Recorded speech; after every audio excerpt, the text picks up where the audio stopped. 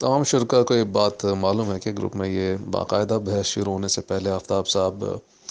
بار بار اسماعیلی عقائد کو سمجھنے کی طرف متوجہ کرتے رہے، اور شرک کے پوشیدہ پہلو نامی مقالے کا بار بار حوالہ دے رہے تھے، اس طرح کے جیسے وہ تمام مسائل کا حل ہو۔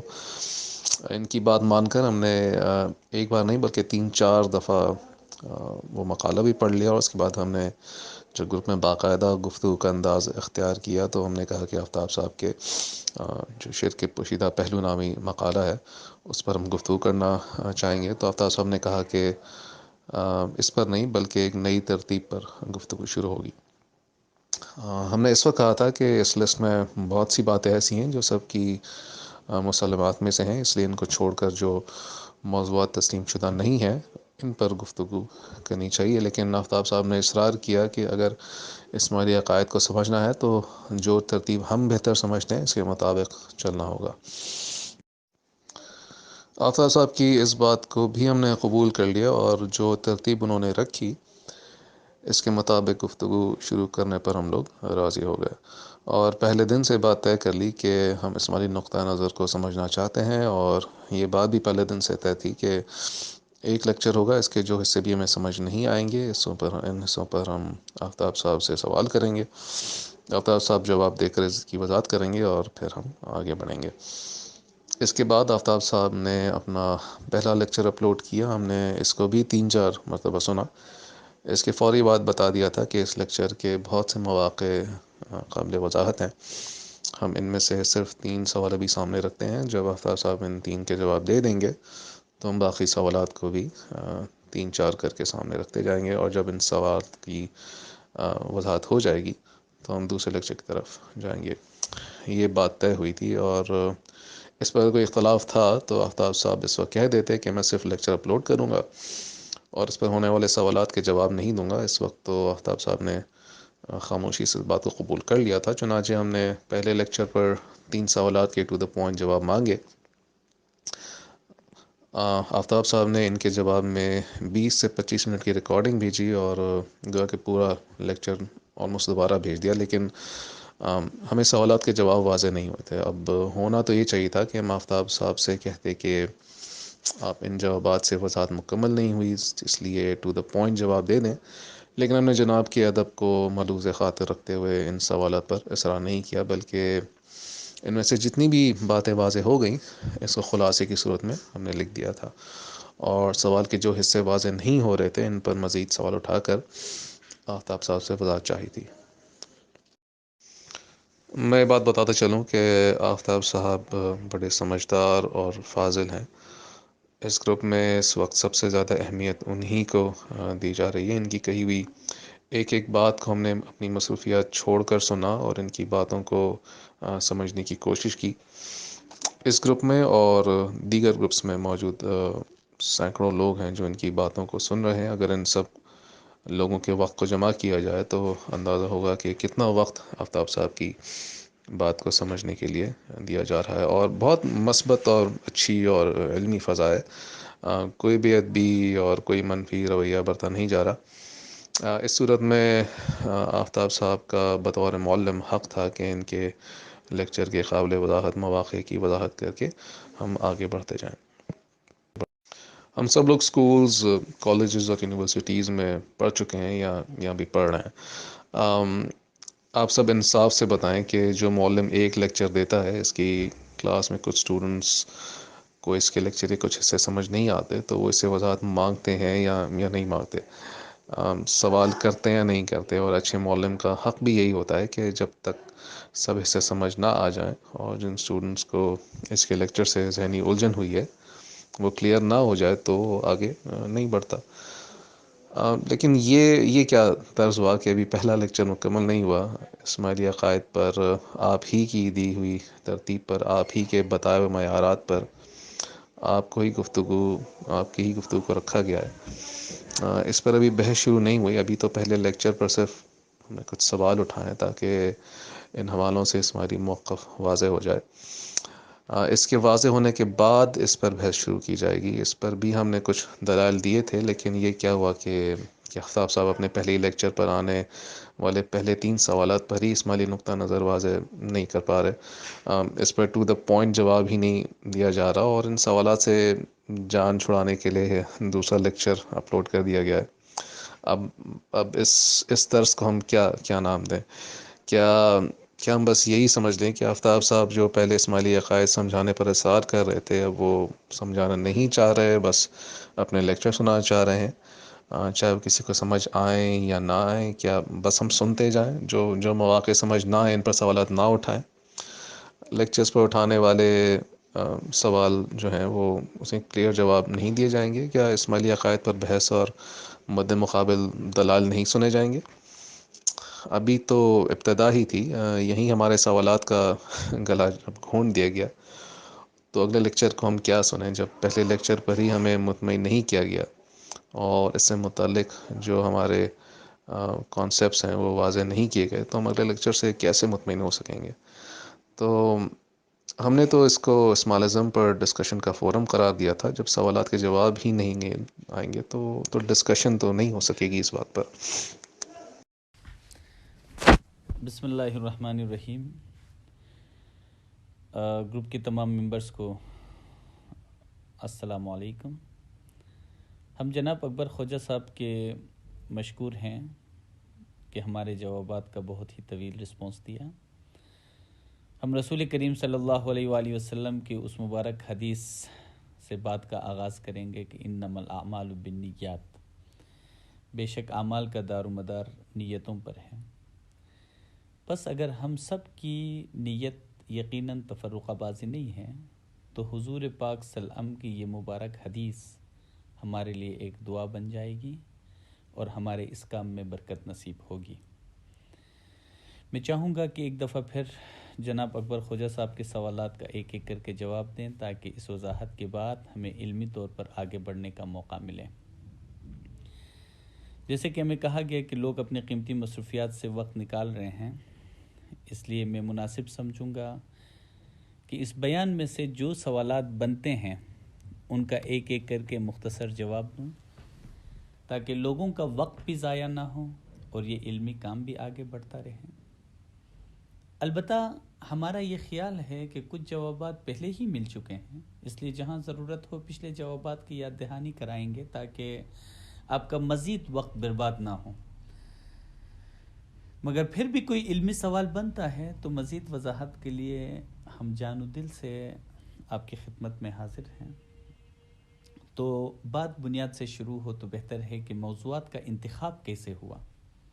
کیونکہ آپ نے فرمایا کہ بجائے شرک کے پوشیدہ پہلو کے میں اور موضوعات کی طرف آیا ہوں جو بالکل ابتدائی ہیں،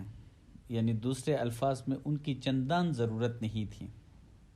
تو شرک کے پوشیدہ پہلو کے حوالے سے میں پہلے ہی عرض کر چکا ہوں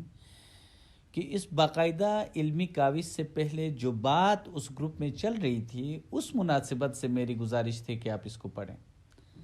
اب جب کہ ایک باقاعدہ علمی گفتگو کا آغاز ہو چکا ہے تو یہ موضوعات اس منظم کاوش کا حصہ ہیں۔ انشاءاللہ آنے والے مرحلے پر ہم شرک کے پوشیدہ پہلو پر بھی بات کریں گے اور اس کا ہمیں شدت سے انتظار ہے۔ یہی وجہ تھی کہ آپ کے سوالات کے جوابات دینے کے بعد ہم نے مناسب سمجھا کہ آگے بڑھا جائے۔ البتہ اسلام دین فطرت کے اس مضمون کے حوالے سے آپ کے سوالات اس بات کی غمازی کرتے ہیں کہ یہ ایک ایسا موضوع ہے جس میں ہمیں بہت کچھ سیکھنے کی ضرورت ہے۔ آپ نے شروع میں جس طرح سے اعتراض کیا تھا کہ یہ کوئی ابہام والا موضوع نہیں ہے بلکہ بچوں کی ابتدائی کتابوں کا موضوع ہے اور یہ مسلمات میں سے ہے، تو اس مضمون کا مسلمہ ہونے کا یہ اعتراض تو ان سوالوں کے نتیجے میں منطقی طور پر ختم ہو جاتا ہے۔ جب اس موضوع کے اندر اتنے سوالات اٹھتے ہیں تو اس کا مطلب یہ ہے کہ میرا اس بنیاد سے اسٹارٹ کرنا صحیح تھا، کیونکہ اس میں بہت سارے ایسے سوالات ہیں جن کا حل ہونا لازمی ہے۔ اچھا، آپ کا دوسرا اعتراض یہ ہے کہ میں نے آپ کے ابتدائی سوالات کا جواب نہیں دیا اور آگے چل پڑا ہوں، اور ساتھ ساتھ ایک مثال بھی دی ہے کہ ایک ایسے استاد کے ساتھ کیسے چلا جا سکتا ہے جو پچھلے سوالات کا جواب نہ دے اور آگے چلتا جائے۔ اس سلسلے میں جو ہے نا مشکور ہوں آپ کی دریا دلی کا کہ مجھ ناچیز کو اپنے استاد سے تشبیہ دی ہے، حالانکہ ایسی کوئی بات نہیں ہے، یہ تو ایک دوسرے سے سیکھنے کی ایک کاوش ہے، ہم سب ایک دوسرے سے سیکھ رہے ہیں، ہم سب شاگرد ہیں۔ البتہ آپ کے اعتراض کے حوالے سے میری گزارش یہ ہے کہ استاد کو لازم ہے کہ سوال کا مناسب جواب دیں، اور پھر شاگرد پر بھی لازم ہے کہ استاد کے جواب کو نظر انداز کر کے پھر اسی سوال کو نہ دہرائیں، ورنہ مجھ ناچیز کی کیا حیثیت ہے۔ تاریخ یہ بتاتی ہے کہ معلم کو نظر انداز کرنے کی صورت میں یا ان کے جوابات پہ غور و فکر نہ کرنے کی صورت میں ایک آسمانی معلم کی تعلیم سے بھی اکثر لوگ قائل نہیں ہو سکے ہیں، ان کی بات کو سمجھ نہیں سکے ہیں، وہ صرف اور صرف وجہ یہی تھی۔ تو بس میری آپ سب سے دستبستہ گزارش ہوگی کہ آپ کے پچھلے جو سوالات اور میرے جوابات پر ایک دفعہ پھر نظر دوڑائی جائے۔ میں آپ کی اور قارئین کی آسانی کے لیے ان سوالات و جوابات کو ایک ہی جگہ پہ تحریری طور پر بھی بیچ رہا ہوں تاکہ مزید ان جوابات میں کوئی ابہام باقی نہ رہیں۔ آپ پچھلے جوابات کو پڑھ چکے اور ضرورت پڑی تو ان جوابات کی مزید وضاحت کی کوشش کریں گے۔ ان پچھلے جوابات میں نے قرآنی قوانین کی وضاحت کرنے کی کوشش کی ہے کہ فرقان مجید کے ان قوانین کو سمجھنے سے ہماری یہ مشکلات خود بخود آسان ہو جائیں گی کہ نجات ملے گی یا کس کو ملے گی، کس کو نہیں ملے گی۔ پس نجات کے حوالے سے میرے تصور کی وضاحت کے بعد اس بحث میں پڑھنے کی یا سوال کرنے کی ضرورت میرے خیال میں باقی نہیں رہتی کہ زید کو نجات ملے گی یا نہیں ملے گی، بکر کو نجات ملے گی یا فلان فرقے کو یا فلان فرقے کو، چونکہ فرقان مجید حق و باطل کے بیچ میں ایک ایسا میزان ہے،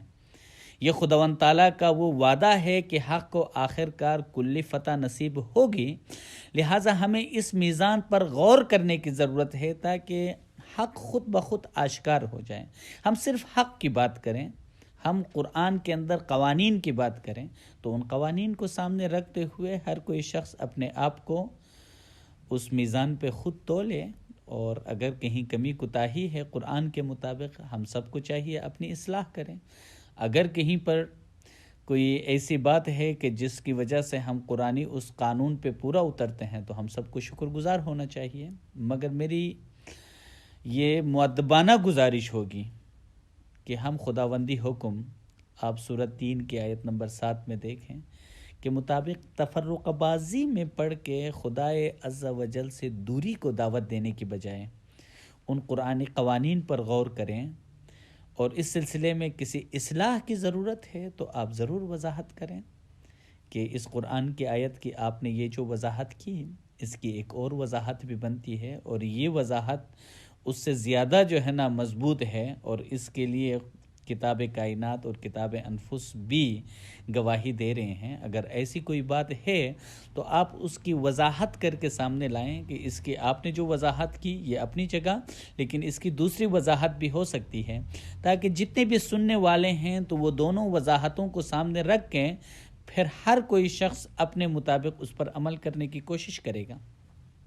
اس لیے آئندہ جو علمی کاوشوں کے حوالے سے میری گزارش ہوگی، قرآن و حدیث اور منطق کے حوالے سے کسی بھی سوال کے لیے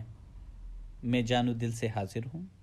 مگر کوئی یہ کہے کہ فلاں شخص کو نجات ملے گی یا نہیں ملے گی، فلاں گروہ کو جنت یا جہنم وہ جائے گا یا نہیں جائے گا، تو میں صرف یہ جواب دے پاؤں گا کہ اس سلسلے میں قرآنی قوانین کیا ہیں۔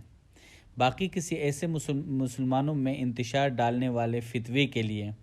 میں پیشگی معذرت کرنا چاہوں گا، کیونکہ یہاں پر فتوے آپ کو پتہ ہے کہ ہر گلی میں ہر کوئی شخص اپنے ہاتھ میں لے کے گھومتا ہے، اور ایک دوسرے کو کافر قرار دینے کا جو سلسلہ ہے وہ کسی سے ڈکی چھپی ہوئی کوئی بات تو نہیں ہے، لیکن میں کم سے کم ایک اسماعیلی ہونے کی حیثیت سے اور عالم اسلام کا ایک جز ہونے کے ناطے میرا عقیدہ یہ ہے کہ میں ہر چیز کو فرقان مجید کی کسوٹی پہ تولنے کی کوشش کروں گا، اور کسی پہ کوئی فتویٰ میں جاری نہیں کروں گا۔ بس اب تک اور آنے والے تمام مضامین میں علمی کاوشوں کا جو محور ہے وہ یقیناً قرآن مجید ہی رہے گا، اور ہم تمام مسائل کا حل قرآن مجید سے ڈھونڈنے کی کوشش کریں گے۔ ایک دفعہ پھر میں عرض کروں گا کہ میری گزارش اور توقع یہ ہے کہ دوسری تمام باتوں کی بجائے جو قرآنی علم بیان ہو چکا ہے، قرآن کے آیات اور احادیث کا جو ریفرنس دیا گیا ہے، تو ان سے اگر کوئی براہ راست کوئی سوال ہو، ان کے سوال کیا ہو سکتا ہے، بلکہ قرآن کے اگر کوئی آیت کا میں نے ریفرنس دیا، کوئی حدیث کا ریفرنس دیا، اس کو جس طرح سے میں نے سمجھا ہے اس کو بیان کیا ہے، تو اس پہ سوال کرنے کے بجائے بلکہ آپ ان کے دوسری جو پہلو ہے جو آپ کے ذہن میں ہے اور اس کی دوسری بہترین وضاحت ہو سکتی ہے، اگر اس کو سامنے لایا جائے تو پھر ہم سب پہ احسان ہوگا۔ بلکہ قرآن شریف میں جو علمی خزانہ موجود ہے اس سے ہم سب کو مل کر فائدہ حاصل کرنے کی کوشش کرنی چاہیے اور ہم سب کو اپنی وضاحت سامنے رکھنی چاہیے۔ اگر ہم قرآن مجید کو نظر انداز کریں، اگر ہم ادھر ادھر کی باتوں میں وقت ضائع کریں تو یقیناً یہ بہت بڑی ناشکری ہوگی۔ البتہ اس پاک علم کو سمجھنے میں جہاں ہم سے کوئی کمی کوتاہی ہوئی ہو اور اگر قوانین قرآن کے مطابق اس کی نشاندہی ہو جائے تو ہم بخوشی اس کو قبول کریں گے، اور ہمیں امید ہے کہ اس طرح کی کاوش سے مسلم امہ کی ایک بہت بڑی خدمت ہوگی اور اتحاد بین المسلمین کے لیے ہمارا یہ یادگار کردار ہوگا۔ اس لیے اگر کہیں کسی فرقے یا کسی شخص کے حوالے سے فتویٰ ہماری طرف سے نہیں آیا ہے تو ہم اس سے معذرت کرتے ہیں کہ اگر آپ یہ سمجھتے ہیں کہ آپ یس اور نو میں جواب دیں کہ بھئی یہ بندہ کافر ہے یا مسلمان ہے، یہ جنت میں جائے گا یا دوزخ میں جائے گا، تو یہ فتویٰ ہماری طرف سے نہیں آیا ہے تو ہم اس کے لیے معذرت کرتے ہیں، اور آئندہ کے لیے پیشگی بھی معذرت آپ قبول کریں، اس کی بھی درخواست کر رہے ہیں۔ آخر میں ضمناً اس بات کا ذکر ضروری سمجھتا ہوں تاکہ کوئی ابہام نہ رہے کہ اسماعیلی عقیدے کے مطابق اگر کوئی حضور کریم صلی اللہ علیہ وآلہ وسلم سے صدق دل سے محبت رکھتا ہے تو ہم اسے ہرگز کافر نہیں کہہ سکتے ہیں، خواہ اس کا تعلق اسلام کے کسی بھی فرقے سے کیوں نہ ہو، اور یہ حضور صلی اللہ علیہ وسلم کی تعلیمات کے عین مطابق ہے، جیسے کہ رسول صلی اللہ علیہ وسلم نے فرمایا من قال لا الہ الا اللہ فہو مسلم۔ البتہ درجات کے قرآنی قوانین کو ہم ضرور تسلیم کرتے ہیں کہ اس صراط المستقیم میں کوئی آگے ہو سکتا ہے، کوئی پیچھے ہو سکتا ہے، تو وہ پھر ان کے تصورات کو جانچنے اور قرآنی قوانین کے مطابق پرکھنے کے بعد ہر کوئی شخص پھر جان سکتا ہے کہ وہ کس مقام پر ہے، اور ہم کسی قسم کا بھی کسی پر کوئی لیبل لگانا یہ ہمارا کوئی مقصد نہیں ہے۔ لہٰذا ہم سمجھتے ہیں کہ کوئی شخص علمی گفتگو میں حصہ لینے کا ارادہ کریں، اور یہاں پہ جتنے بھی ممبرز ہیں اگر ان میں سے جس طرح آپ سمجھنے کے لیے آگے آئے ہیں، اگر اس گروپ میں کوئی ایسے لوگ ہیں کہ جو تحقیق سے پہلے ہی اپنے ذہن میں کوئی غلط تصویر بنائے ہیں اور کفر کافر کا فتویٰ لگا کے اپنے ذہن کو مطمئن کر کے کہ یہ کافر ہی ہیں کہہ کر اگر یہاں پہ آئے ہیں، تو قرآن مجید کے حکم کے مطابق ختم اللہ علی قلوبہم وعلی سمعہم وعلی ابصارہم غشاوۃ ولہم عذاب عظیم،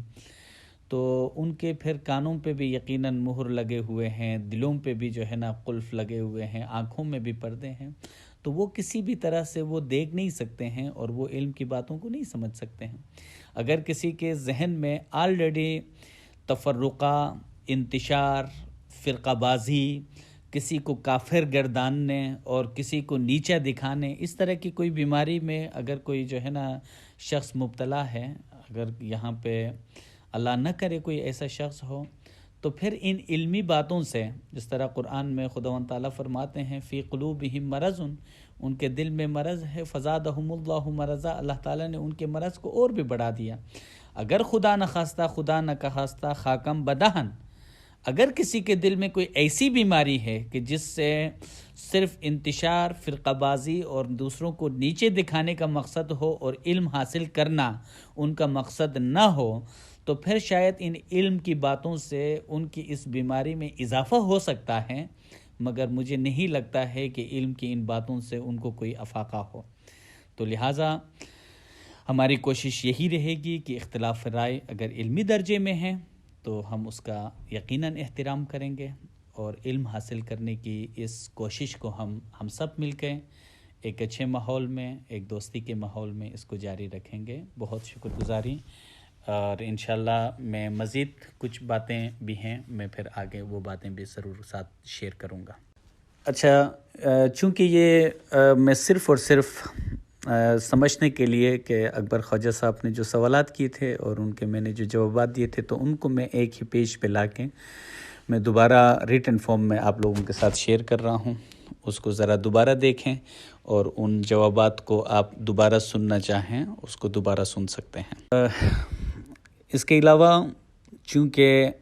جو میں نے جوابات دیے تھے، ان جوابات کے بعد جو آپ سے عرض کیا، پھر اکبر خواجہ صاحب نے کچھ سوالات کیے، اور ان سوالات کے نتیجے میں میں نے ان کے حضور، آپ تمام کے حضور کچھ عرض کیا، اور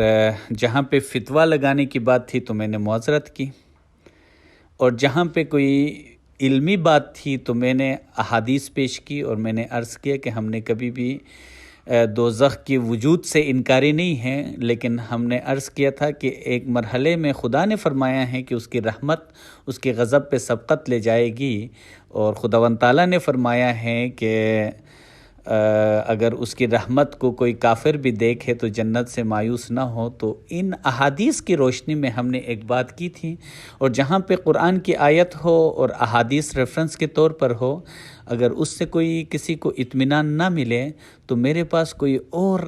ایسی طاقت نہیں ہے کہ میں پھر اس طاقت کو استعمال کروں یا اس دلیل کو استعمال کر کے کہ میں کسی کو قائل کر سکوں. تو ان سوالات کا جو ضمنی سوالات تھے ان کا بھی جوابات